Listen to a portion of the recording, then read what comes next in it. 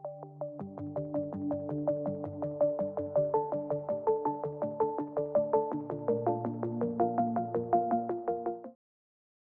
వీడియోలో మనం నూతన సంవత్సర శుభాకాంక్షలతో కర్కాటక రాశి వారికి 2025వ సంవత్సరం ఎటువంటి అదృష్టాన్ని తెస్తుంది అన్న విషయాన్ని మనం పరిశీలిద్దాం.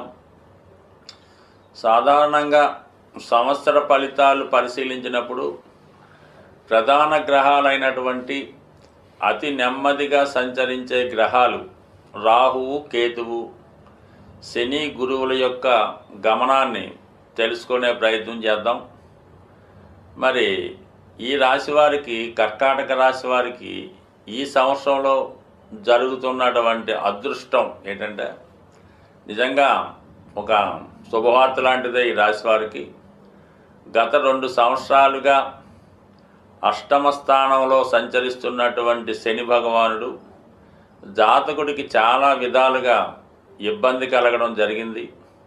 అవమానాలు, అపనిందలు, ఉద్యోగ భంగాలు, వివాహం ఫెయిల్ అవ్వడం, చాలామంది ఈ రాశివారు ఈ ఇబ్బందుల్ని ఎదుర్కోవడం జరిగింది.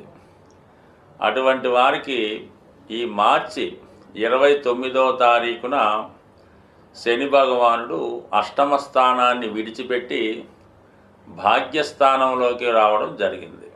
సో ఒక విధంగా ఇది జాతకుడికి మరి చాలా అదృష్టమైందే. అంటే ఎప్పుడు కూడా శని భగవానుడు ఎంత ఇబ్బంది పెట్టినా, ఎంత కష్టపెట్టినా తిరిగి తన రాశి మారే ముందు ఏం చేస్తాడంటే ఆటోమేటిక్గా మరి తిరిగి తను తీసుకున్నవి ఏవైతే తీసుకున్నాడో అవి తిరిగి ఇవ్వడం జరుగుతూ ఉంటుంది. ఎక్కువగా ఈ రాశి వారికి ఏమవుతుందంటే అష్టమం అవమానం కాబట్టి ఉద్యోగం పోవడం, భార్య విడిచిపెట్టడం, ఈ 2 జరుగుతాయి. ఎక్కువగా మనిషి అవమానపడేది అక్కడే కాబట్టి మరి వారి స్థాయిని బట్టి మరి మార్చి 29 తర్వాత ఈ అష్టమ భావం వెళ్ళిపోతుంది కాబట్టి తిరిగి మీరు పోగొట్టుకున్నవి ఏవైతే ఉన్నాయో అవి రావడం జరుగుతుంది. మీరు కూడా కొంత ప్రశాంతత చేకూరుతుంటారు. ముఖ్యంగా ఏంటంటే మీకు ఏమైనా కొన్ని కేసులు పెడుతూ ఉంటారు, ఏదో సంబంధం లేకపోయినా కొన్ని కేసులు రావడం జరుగుతుంటుంది. దానివల్ల జాతకుడు ఎక్కడ శిక్ష పడుతుందో అని భయపడుతుంటాడు. కొంతమంది ఏంటంటే ఏదో బెయిల్లో నడుస్తూ ఉంటాయి. అటువంటి వారికి వాటి నుంచి బయటపడి మీ మీద ఉన్నటువంటి ఎటువంటి కేసులైనా అవన్నీ కూడా రద్దు అయిపోయి చాలా ఫ్రెష్గా, హ్యాపీగా ఎక్కడికన్నా మీరు వెళ్ళడానికి స్వేచ్ఛగా ఉండే విధంగా మీకు శనిగ్రహ అనుగ్రహం రావడం జరుగుతుంది. 9వ స్థానం అన్నది కూడా అంత ఫలితాన్ని ఇవ్వదు, కానీ అష్టమం వదిలిపెట్టడం అనేది చాలా మంచిది మాట. ఇది శుభం మీకు. శని భగవానుడు ఎప్పుడు కేవలం 3 స్థానాల్లోనే ఫలితం ఇస్తాడు. అంటే ఒక రాశి చుట్టూ తిరగడానికి మీకు రాశి చక్రంలో 12 రాశులు మారడానికి 30 సంవత్సరాలు తీసుకుంటాయి. కేవలం 3, 6, 11 స్థానాల్లో మంచి ఫలితాలు ఇవ్వడం జరుగుతుంది.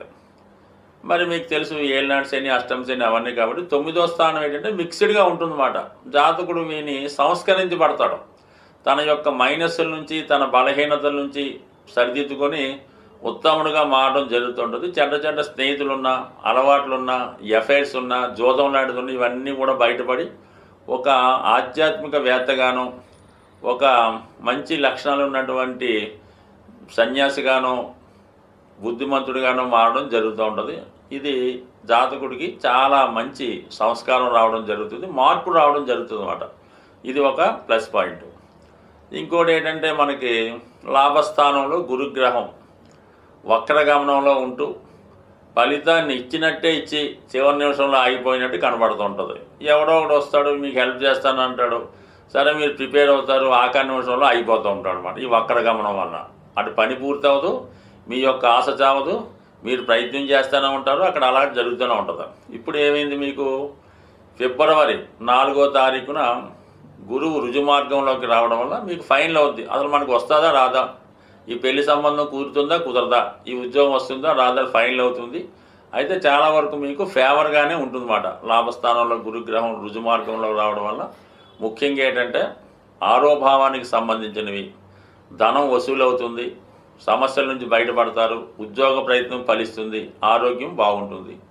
భాగ్యాధిపతి లాభస్థితి, విదేశ ప్రయత్నాలు ఫలిస్తాయి, పిల్లలు మీకు అనుకూలంగా ఉంటారు, పిల్లల విషయంలో మీరు అనుకున్నవి జరుగుతాయి, శుభకార్యాలు చేపడతారు, పుణ్యక్షేత్రాలు దర్శిస్తారు. ఇవన్నీ కూడా ఒక కొలిక్కి రావడం జరుగుతుంది. చాలా కాలం బట్టి మీరు ఏదైనా వీసా కోసం ప్రయత్నం చేస్తూ ఉంటారు, అది చివరికి వచ్చి రిజెక్ట్ అవుతుంటుంది, మళ్ళీ ప్రయత్నం చేస్తారు, మళ్ళీ రిజెక్ట్ అవుతుంది.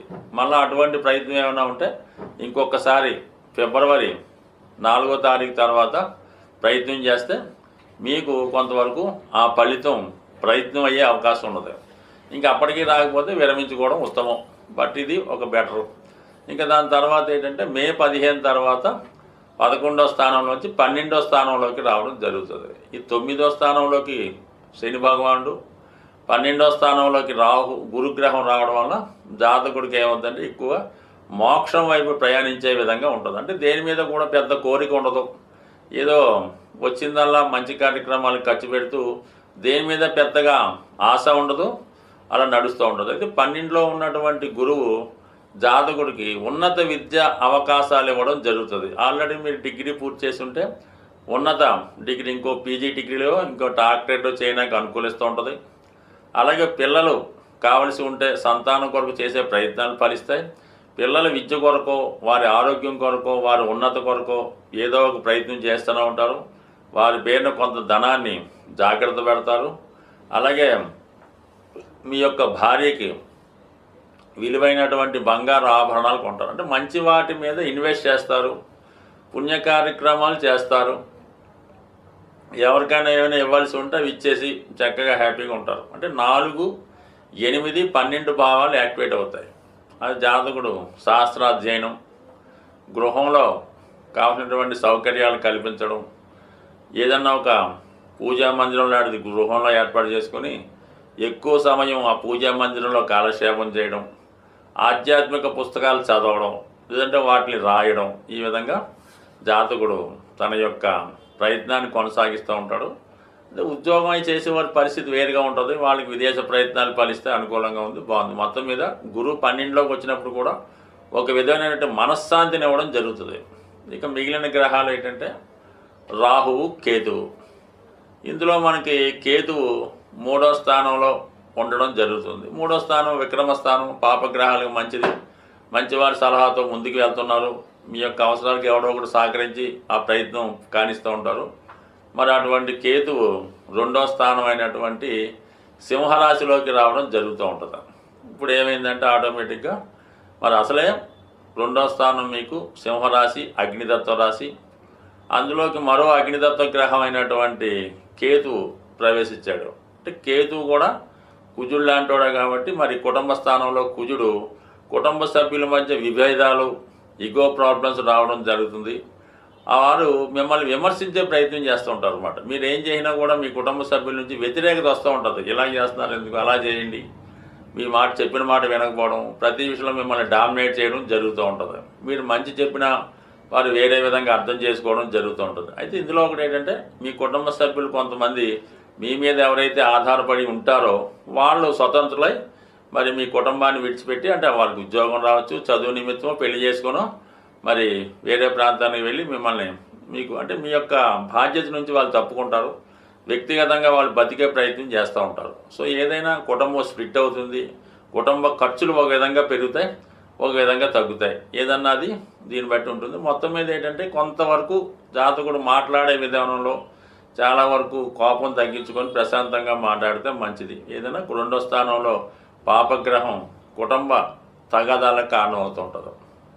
ఇక ఫైనల్గా మనకి 9వ స్థానంలో ఉన్నటువంటి రాహు, ఇదే అత్యంత ప్రమాదకరంగా అష్టమంలోకి రావడం జరుగుతుంది. అష్టమంలోకి మరి మే 18వ తారీఖున అష్టమంలోకి రాహుగ్రహం రావడం జరుగుతుంది. అంటే అప్పటిదాకా ఉన్నటువంటి శని భగవానుడు మార్చి 29 వెళ్ళిపోయి అమ్మయ్య అనుకునే లోపులోనే మరి సుమారుగా ఒక 50 రోజుల్లో ఈ రాహుగ్రహం రావడం జరుగుతుంది. మరి అష్టమంలో రాహు ఏంటంటే రహస్య కార్యకలాపాలు జరుగుతూ ఉంటాయన్నమాట. చాలా కాలంగా మీరు ఏదో రహస్యంగా దాచాలనుకున్న విషయం బహిర్గతం అయ్యే అవకాశం ఉంది. ఎప్పుడో జరిగిపోయినటువంటి విషయాన్ని ఇప్పుడు వెలుగులోకి రావడం వల్ల మిమ్మల్ని అన్పాపులర్ చేసే ప్రయత్నం చేస్తారు. మీకు సంబంధం లేని విషయంలో మిమ్మల్ని ఇరికించి మిమ్మల్ని ఇబ్బంది పెట్టే ప్రయత్నం జరుగుతూ ఉంటుంది. అంటే ఒక విధంగా బ్లాక్ మెయిలింగు ఇలాంటివి కూడా జరిగే అవకాశం ఉంటుంది. కాబట్టి సాధ్యమైనంత వరకు మరి ఈ రాశివారు రాహుగ్రహానికి పరిహారం చేయించుకోవాల్సి ఉంటుంది, తప్పనిసరిగా చేసుకోవడం. అలాగే మరి గతంలో ఏదైనా ఒక స్నేహం చేసి ఉన్నా, ఎవరితో కొంతకాలం ఎఫ్ఐఆర్ నడిపి వదిలివేసి ఉన్నా, ఏదో కారణం వల్ల ఇప్పుడు దాని యొక్క ప్రభావం మీకు రావడం జరుగుతూ ఉంటుంది. ఇది చాలా వరకు జాతకుడి యొక్క మానసిక అశాంతికి కారణం అవుతుంటుంది. గతంలో ఏదైనా సమస్య ఉంటే అది తిరిగి మళ్ళా వెలుగులోకి రావడం జరుగుతుంది. ఎప్పుడో ఉంటుంది, కేసు నడిచి ఉంటుంది, అది కొట్టి పారేస్తారు. ఇది పాడితే మళ్ళీ ఎవడో కొత్తోడు వచ్చి 15 సంవత్సరాలు పోయిన తర్వాత ఆ కేసు రీఓపెన్ చేసి మిమ్మల్ని ఏదో సాక్ష్యానికి పిలిచినట్టు ఉంటుందన్నమాట. ఏదేమైనా చాలా విషయాల్లో ఈ రాహు ప్రభావం వల్ల జాగ్రత్తగా వ్యవహరించండి. అక్కర్లేని విషయాల్లో ఎట్టి పరిస్థితుల్లో కూడా తలదూర్చొద్దు. మనకి ఎంత ఆత్మీయుడైనా వాడి ప్రాబ్లం మీరు సాల్వ్ చేయాలని ప్రయత్నించేస్తే వాడి ప్రాబ్లంలో మీరు ఇరుక్కోవలసి ఉంటుందన్నమాట. సో అందువల్ల ఏంటంటే సంబంధం లేని విషయాల్లో ఎట్టి పరిస్థితుల్లో కూడా మీరు ఇన్వాల్వ్ అవ్వద్దు. ఎక్కడ ఏం జరిగినా కూడా చూసి చూడనట్టు ఉండాలి తప్ప ఏదో తెలిసినట్టు బయలుదేరితే మిమ్మల్ని అందులో వేసే అవకాశం ఉంది. కాబట్టి జాగ్రత్తగా ఉండండి. నిరంతరం అమ్మవారి యొక్క ధ్యానంలో అమ్మవారి ఆరాధన చేసుకుంటూ చక్కగా ఈ లలితా సహస్రనామం చదువుకుంటూ మీ పని మీరు చేసుకుంటే ఉత్తమం. ఇతరుల విషయాల్లో ఏలు పెడితే మాత్రం ఖచ్చితంగా ఇబ్బంది పడే అవకాశం ఉంది. స్వస్తి.